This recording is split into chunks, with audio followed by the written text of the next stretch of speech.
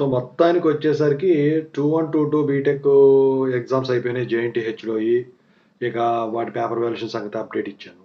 3132 BTech ఎగ్జామ్స్లో 31 అయిపోయినాయి, 32 4కి అయిపోతాయి. వాటి పేపర్ వాల్యుయేషన్ సంబంధించిన అప్డేట్ ఇచ్చాను. ఇక జేఎన్టీహెచ్ 1112 బీటెక్ ఎగ్జామ్స్ ఏవైతే ఉన్నాయో అవి కూడా కంప్లీట్ అవడం అయితే జరిగింది కదా. సో వాటికి ఇంతవరకు వచ్చేసరికి నేను అప్డేట్ అనేది ఇవ్వలేదు. మొన్న 31st వచ్చేసరికి ఈ ఎగ్జామ్స్ అనేవి కంప్లీట్ అవడం అయితే జరిగిందనమాట. ఈ జేఎన్టీహెచ్ 1112 ఎగ్జామ్స్ వచ్చేసరికి.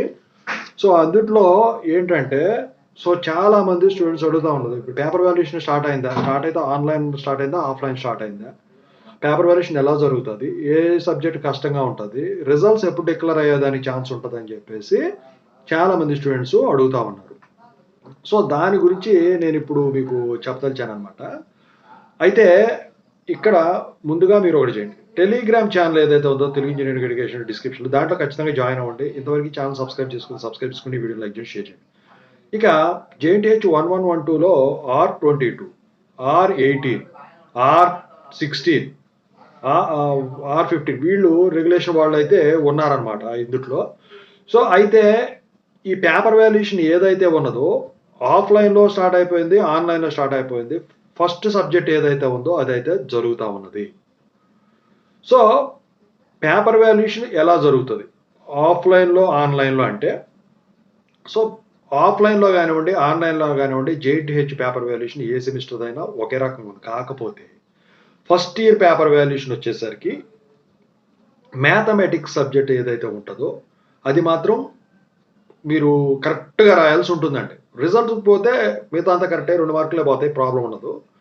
సో ఇక BEEE ఇలాంటి సరే. కాకపోతే మీరు ఒకటి ఫిక్స్ అవ్వకండి, ఏంటంటే నేను సరిగ్గా రాయలేదు, నేను పాస్ అవుతాను సో అని చెప్పేసి పిచ్చి ఆలోచన అయితే పెట్టుకోవద్దు మీరు. ఎందుకంటే మీ పేపర్ వాల్యుయేషన్ చేసేవి బుక్లెట్లు ఏవైతే ఉన్నాయో అన్నీ ఒక్కళ్ళే చేయరండి, రకరకాల ఫ్యాకల్టీ చేస్తారు. సో అందరి మెంటాలిటీ ఒక రకంగా ఉండదు. ఒకవేళ మీరు అటు ఇటుగా రాసినా కూడా మీకు పెద్ద ప్రాబ్లం ఉండకపోవచ్చు. ఆ సందర్భంలో మీ లక్ బాగుంటే మీకు ఎక్కువ స్కోర్ కూడా రావడానికి ఉంటుంది. అంతేగాని ముందే ఫిక్స్ అయిపోయి మీరు ఎలా పడితే అలా డిసప్పాయింట్ అవ్వడం ఇలాంటివి చేయొద్దు. పేపర్ వాల్యుయేషన్ అయితే 1112ది ఈసారి బాగానే జరుగుతుంది. ఎందుకంటే స్టూడెంట్స్లో కూడా ఇంప్రూవ్మెంట్ వచ్చింది. మ్యాక్సిమం కాలేజెస్ అటానమస్లోకి వెళ్ళిపోయినాయి. అటానమస్ గురించి అప్డేట్ ఇవ్వమంటున్నాడు, చెప్తాను.